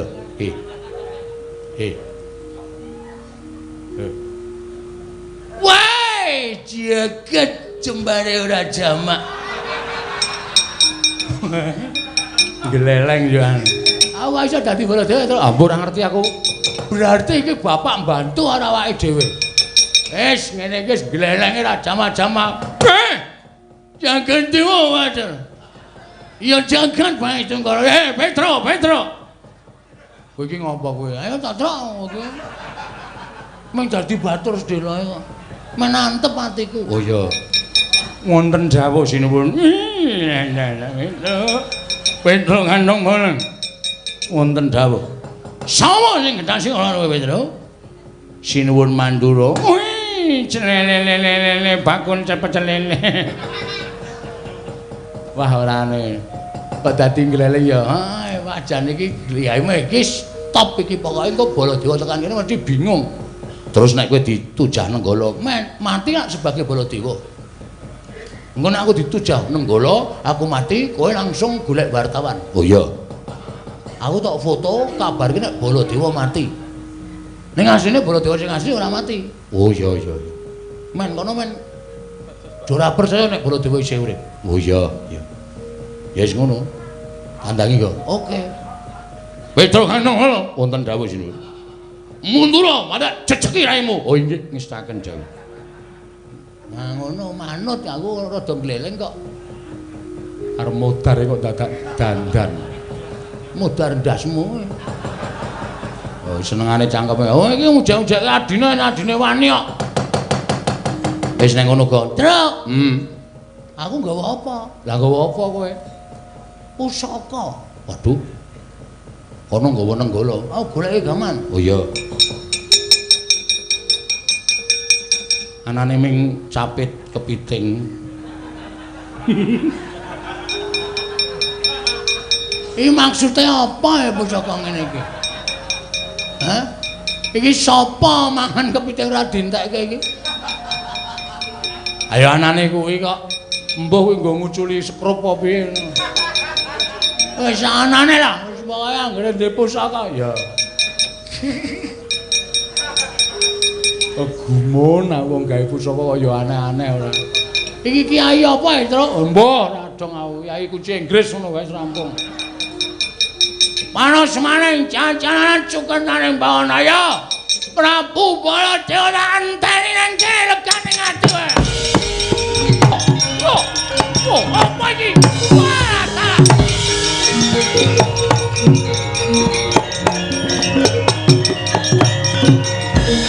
Lah iki aku kok ngadep kaca gedhe iki. Iki kono Baladewa iki. Iki sapa iki menungso ora tatanan nyandang cara Baladewa. Iki sapa iki? Sabar. Wong sabar kuwi dhuwur wekasane. Ora usah bengok-bengok. Lho iki sapa kok nganti ana Baladewa? Baladewa cengalmu iki. Sing Baladewa ki aku. Aja ngaku-aku. Iki Baladewa sing asli. Ayo ora? Edian. Iki nek miturut suarane iki ora pangen iki suarane Bagong. Bagong sapa? Aja ngawur kowe. Ning kene ora ana Bagong, sing ana Prabu Baladewa. Hus. Baladewa. Baladewa iki berarti ambeien. Prabu ambeien. Setan ratatanan. Wah, lah kok iki Bagong menungso ratatanan. Kok iso dadi Baladewa? Kowe kok iso dadi Baladewa? Oke sewan sandangan wayang wong. Ora bakal kekurangan aku. Walah, manus paling jajalan wani ngembari mana mawon Senata Mandur ora Baladewa. Jajal Kiai Nenggala modar kowe. Kowe wis ngerti urung iki apa? Iki lek nyileh nang bengkel reparasi Honda. Dapure. Ora guyu ya. Kowe kok weruh pusakaku kok guyu iki ngapa? Setan ratatanan. Baladewa kok gawa kunci Inggris sanane. Ayo. Ayo, kowe arep ngapa? Wah. Manus maning jajalanan. Iya kowe iki. Iki apa iki? Lho, karo dhek dhewe kok lali. Iki Kiai Nenggala. Wis kowe ra usah gleleng. Iki apa iki? Pusakamu cek tak untir tak kendhokke coplok sekerupe. Iblis larat ngino karo Baladewa. Mati dening aku, mati dening Prabu Ladrenget. Kok Prabu Ladri Kendel, kok Prabu Ladri Kendel. Kok Prabu sampun ngantos ngumbar dhateng hawan dawa nepsu ing kados mekaten menika. Lah Cocondolo Satra Pangadas Mulayu Gus. Apa? Apa member? Baladewa kok muni omongane cakil ki piye? Cakil. Kok Prabu kula aturi lerem. Iya, Yai Prabu. Yai Prabu Joharmane. Kula ingkang rayi pun Kresna. Oh iya lah. Kresna. Iya, pun Kakang bakal nglermake menggane pun Kakang Nayarana. Wale. Narayana. Kresna wonten dawuh. Kowe kok percaya karo kuwi piye? Kowe aja percaya karo kuwi. Kuwi dudu Baladewa, sing Baladewa aku. Oh, Prabu lerem. Iya, ning aku njaluk Kresna wan madhep rene kuwi. Malah diarep karo Baladewa setan alas. Nyai. Nyai, wonten dawuh Madheparana ya. Mengko ndak kae emosi. Inggih. Lho, ngopo Kresna kok guyu? Koko Prabu, kula sampun madhep mriki. Lah ya, sing Baladewa tenan ki aku. Aja ngawur. Ah, kowe sing ngawur. Sabar, sabar. Aja diladaki. Ya, Kresna ya. Wong guyu ora wangun kok guyu. Keciliken. Oh edan. Kowe tadi kowe manut karo kowe ngerti ra? Kowe tak kandhani ora? Kowe ngerti ora? Kae Bagong kae. Inggih, kula sampun ngertos. Nanging kula ndak aken menika Koko Prabu Mandura. Panjenengan menika ya kurang gawean ngladeni kok Bagong. Lah iya, kurang gawean. Pun aku gawean oke nek gelem. Koko Prabu? Nggih. Kula aturi kendel. Kendel sawetawis. Yo, Kresna. Kecepeten. Arang-arang kuwi rape. Setyaki wonten timbalan mundur kene. Inggih. Lho, Dimas Setyaki. Oh, Prabu Kasinggihan. Padha becik sapratamu jadi. Nering sambi kula Prabu. Syukur, syukur. Baladewa kok jarike mambu solar. Bar kulaan Setyaki. Oh iki. Wah, setan rasa kowe atas Loro Mandura Baladewa kembang karo Bagong lara atiku, Koko Prabu. Kula aturi sareh sawetawis. Yo. Sabab wonten atur saking Kang Putra apa Endang Loro Temon. Lho. Endang Loro Temon darbi atur apa? Sinten kemawon saged dipun ladosi watun saged ngudaneni pepanggil saking pinanganten putri. Manten putri nyuwun apa? Temanten kakung kedah nitih duwe panggung ing saged tata jalmi sak ngajengipun dipun jogeti Wanara Seta. Wingkingipun dipun ombyong dewa sak kembaran. Tegesipun dewa kalawan widodari ingkang swistya ing warni saha dewa bagus. Ya. Wingkingipun gamelan Lokananta tinabuh ratu sewu negara kayu klepu dewa Ndaru Gedang Mas Debok Swasa Puscindhe Parijata Kencana. Menawi Lesmana saged ngaturaken perkawis menika dhateng negari Ndarawati, kula aturaken anak kula Wenendang Loro Temon Koko Prabu. Dapi-dapi. Meng Bagong iki iso dadi Baladewa. Wah, lha niku aja kok dadi roti wae iso. Bagong kok dadi roti. Lah sak omong-omonge wae. Anggere sumuk ngono. Bagong, Nun. Apa sing tak gandhaki karo kowe mau kandhakno Petruk? Truk. Manten lanang kudu numpak asu.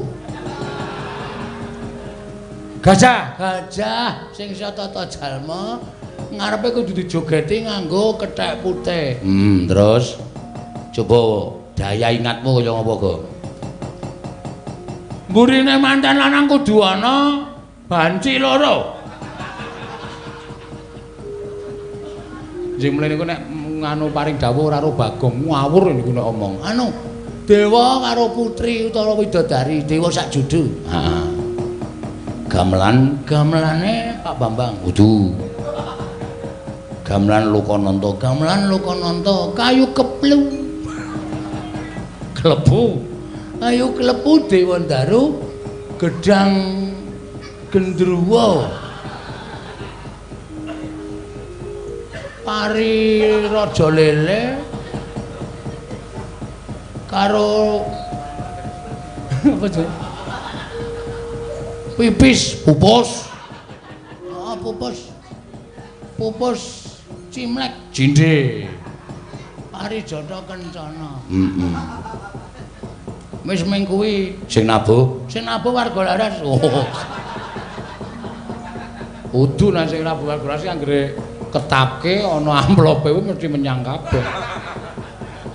Sing nabuh Ratu 1500 negara. 1000 negara. Wis kowe omong bapakmu, mengke sing matur tak kula rek Bagong ndak ora rampung-rampung. Ya wis kono bali yo. Nggih. Nun pamit sinuwun. Sing ati-ati aja kaya bocah cilik. Wangsul tak matur bapak supaya Bambang Senet Adiula iso kelakon dawuh. Ya wis kono mangkat to, nggih. Saya mulai. Kok tak pamit? ya. Pareng matur sinuwun. Iya, Bagong. Sewu kalapatan diagung pangaksami. Iya. Nek wonten kical-kidule ngatur kula nyuwun pangapunten. Ya wis ora dadi ngopo. Lajeng nyuwun pamit. Ya sing ati-ati banget. Nggih. Ajeng matur ngersanipun Bapak babagan perkara pamundutan pinanganten putri. Kula niku ya gumun. Cah wedosane jan aneh-aneh ning ngarep Prabu kok dadak pamundutane werna-werna ngrekasake wong lanang ya ta? Iya. Pun ngaten mawon kula nyuwun pamit nggih. Ya sing ati-ati. Nggih, barang. Ya. Barang terus niki. Ya sing ati-ati. Aku lho mbiyen minta ming seperangkat alat renange wis beres. Wis ijab karo bojo kula sakniki anak-anak ya nyatane anak-anak akeh. Lah iya, Lah nggih. Pun ngoten mawon mawon ya sing ati-ati aja kaya bocah cilik. Nggih, pareng sinuwun. Ya sing ati-ati. Pareng terus niki. Ya sing ati-ati. Monggo ya durung karuan esuk niku ijabe sukses ya ta. Ora janjane kuwi bola-bali iki arep ngopo to? Mbok yo ngekeki 10.000 apa 15. Oh, arep njaluk dhuwit to. Heeh.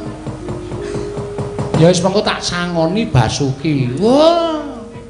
Basuki numpak pitunta. Kuwi ora Basuki, Pak Basuki SMK. Wis ora ono kuwi dalu. Nyen mawon nggih sing ati-ati aja kaya bocah cilik. Nggih. Ndara bekti kula Den ya Semar Dipul Ndak Tompo. Ndara Janaka bekti kula ya Kakang Semar Ndak Tompo. Ndara Gatotkaca bekti kula ya Kyai Semar Tiba padha-padha. Enten apa? Lah kok sami rawuh enten ngarang kadempel. Gus. Kula nyadom dawuh. Kakang Nayantaka. Tembang rawat-rawat ing bida tombok bakul sinambi wara pawarta binandunging Karna.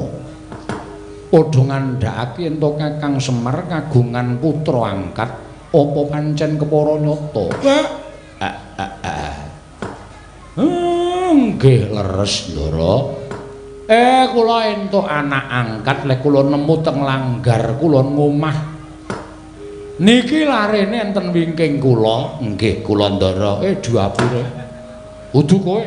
Nggih. Ngono ya. Dumeh anak elek kok nyuruh ditothok ya ora. Namine Bambang Senet. Bambang Senet. Nggih. Malah sak mangke anak kula kepengin rabi kok, Den. Atmajamu kepengin nambut silaning akrama. Nggih. Niki wau kula wis utusan kali Petruk kali Bagong. Kula kenan njeke teng Ndarawati. Jarene sinuwun Kresna nggih kagungan putra angkat. Namine Endang Lara Temon. Lah banjur Petruk matur kepiye marang Kakang Semar lan kepiye mungguh pangandikaning Koko Prabu Ndarawati. Petruk wonten dawuh. Piye kabare nggonmu tak kongkon marang negara Ndarawati, Petruk? Pun sowan, Pak, kali Bagong seksine. Nalika semanten sowan kula nyarengi kalih rawing Sun Mandura sing ugi kepengin boyong Endang Lara Temon.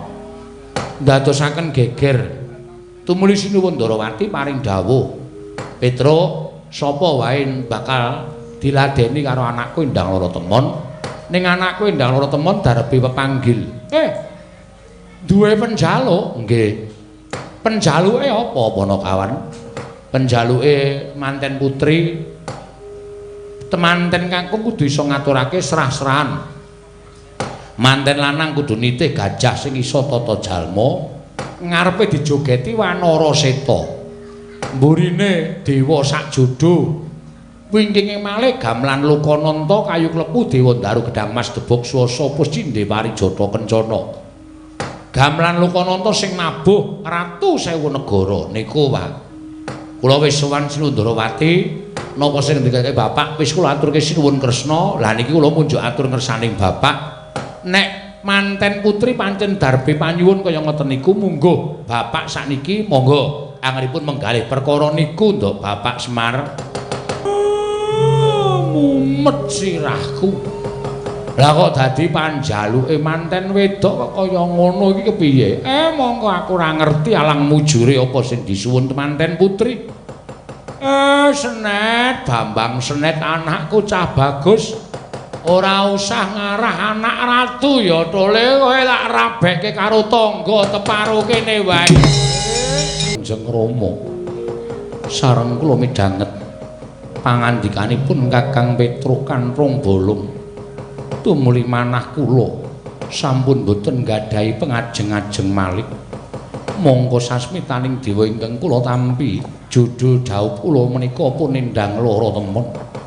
Menawi kula boten kelampan dhaup pun endang lara temon paripaksa badhe kula entrengaken pejah kula. Kula nyuwun pamit Rama jumbuh kalian sumpah ingkang sampun kula aturaken. Menawi boten kelampan dhaup pun endang lara temon paripaksa kula nyuwun pamit kula badhe mlampah ngantos sak pejah kula mangke Kanjeng Rama. Aja kaya ngono. Sabar.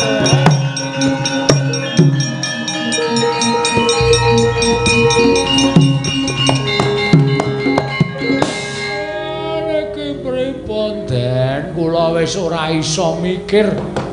Kula niku wis tuwa.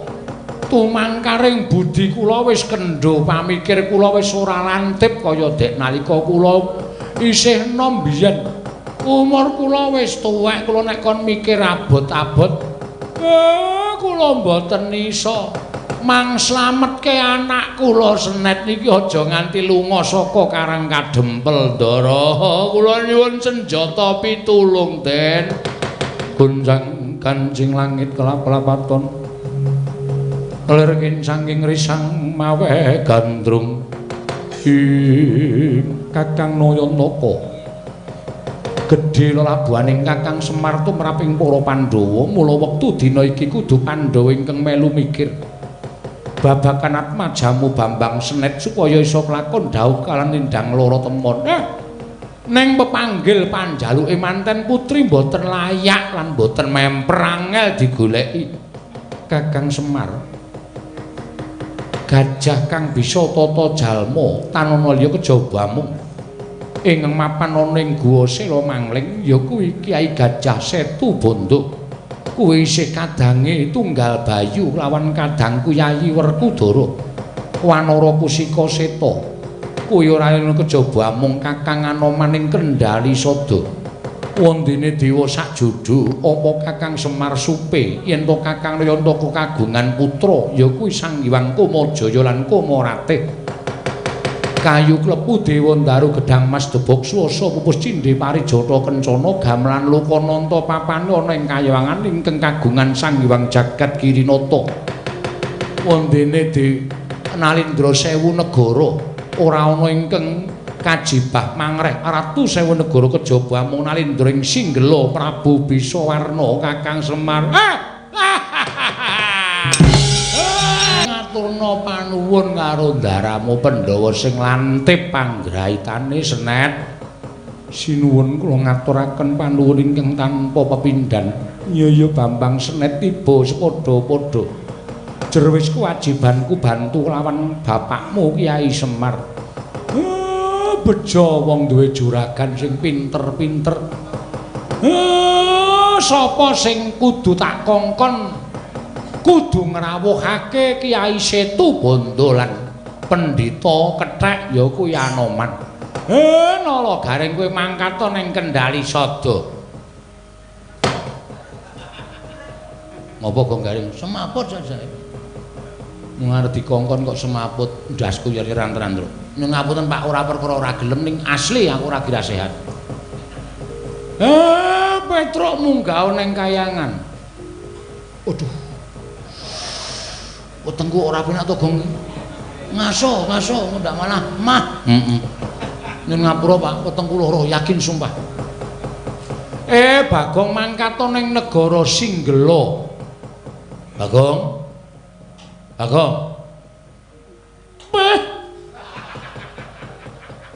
Bisu kok dadakan ki piye? Gede-gede. Sing cepet cilik. Anak-anakane kirik kabeh. Anggere dikongkon kok mesti sambat loro. Semar. Aku sing bakal mangkat ning negara Singgela. Kakang Semar aku yang bakal budal marang kayangan. Kakang Nayantaka aku yang bakal sowan Kanjeng Wa Kendali Sada. Kakang Wa Nayantaka matur nuwun Ndara. Sembah nuwun Den.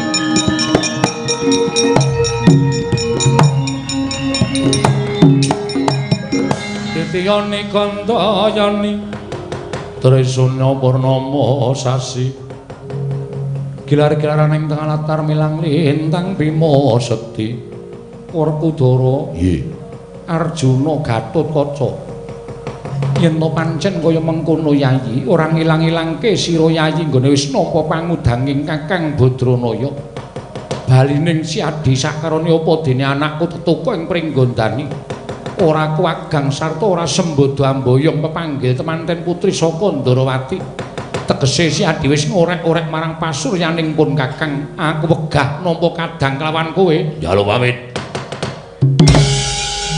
lawanku Majaya wonten dawuh kula nggih wonten dawuh kula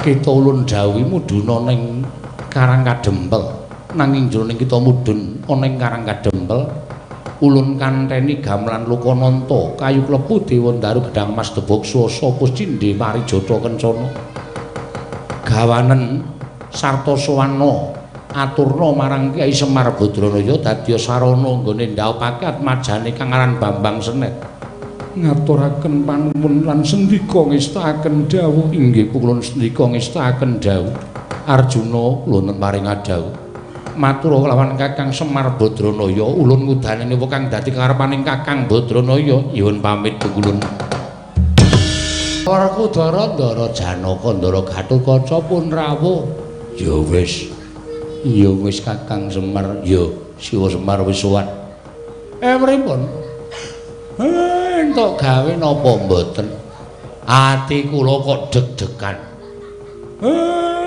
kuwatire ati kula nek ana salah siji sing ora iso ngaturake ha wis anak kula ra sida rabi Nalindra Prabu Bisawarna sing boyong ratu sewu negara prapting Karang Kadempel dewa sakjudu Kakangku Majaya lan Mbak Ayuku Moratih kayu klepu Dewandaru Gedang Mas Deboksa sapa Cindhe Marijata Kencana gamelan Lokananta ingkang boyong Kakangku Majaya Siwa Semar Gajah Setu Banda lan Kanjeng Wa Anoman ing Kendari Sada wis sowan ning Karang Kadempel tegese apa ingin dibutuhake dening Bambang Senet wis cukup lan wis kabeh iso kecakup Kakang Semar matur nuwun Senet kelakon rabi serah-serahan siap kabeh oke kowe macak cara apa Gong ayo ngauta pilaken nih waduh ngauta pilaken nggo kacamata wong sikile pincang kok aleman ngauta pilaken barang ora rambutku wis tak semer to wah iya wis ketok malah kaya sikat tak sunggi sikat kok disunggi ra ning wangun anak-anak gedho dandan Jawa Gus diarak teng Ndarawati Ndara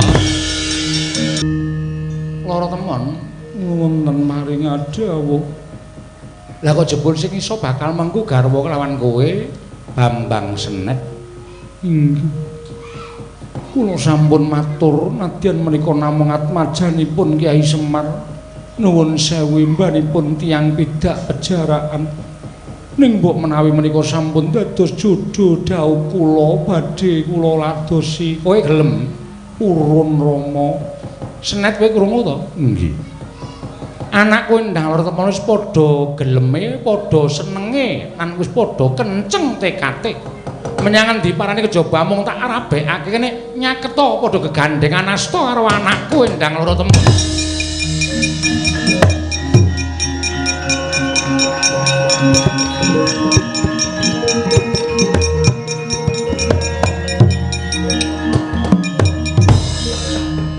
gegandengan asta kekalihipun Bambang Senet miwah endang loro temon nalika semanten kalaning jagat gayaning para dewa dubi asta kekalih manunggal dadi siji kaya nang kalaning jagat ical wujuding Bambang Senet endang loro temon wenteh Raden Abimanyu sang Dewi Siti Sendari Ngopo Pak? Mangkel aku. Arep duwe anak bagus kok. Malik Ndara Abimanyu. Siwa Semar aku nyuwun pangapura. Mboten napa-napa. Lah jebul anak kowe ndang lor temon kuwi Siti Sendari to. Inggih kasinggihan mekaten Rama. Lah kok do aneh-aneh ki ngopo to? Do aneh-aneh ki ngopo? Wis rasa nganggo Ndara kudu kanggo ngono ki ra wangun. Wah, rekake tiru-tiru ora wangun ora. Ngaturaken ketiwasan kula ingkang sowan sinuwun.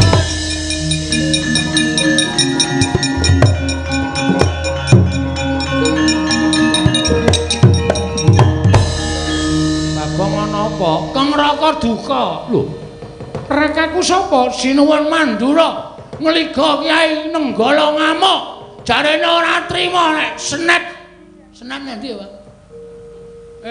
Ndara Abimanyu kuwi Bambang Senet. Wah. Kapusan aku. Tiwas tak labuhi arep pateni Kurawa jebul ming Bima Manyu. Ngopo kok dilirik Ndara Kudara ora gecek-geceken malah ambyar sirahmu ora kok ora buduka nggih wis kowe mundur kene aku sing ngadepi Bagong nggih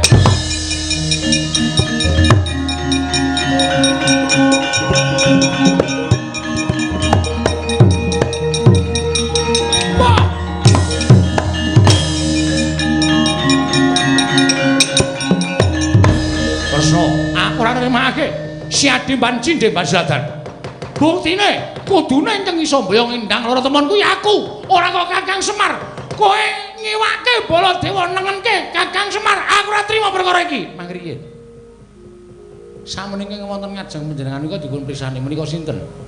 Iki Abimanyu karo Siti Sendari. Abimanyu menika sesinglon Bambang Senet.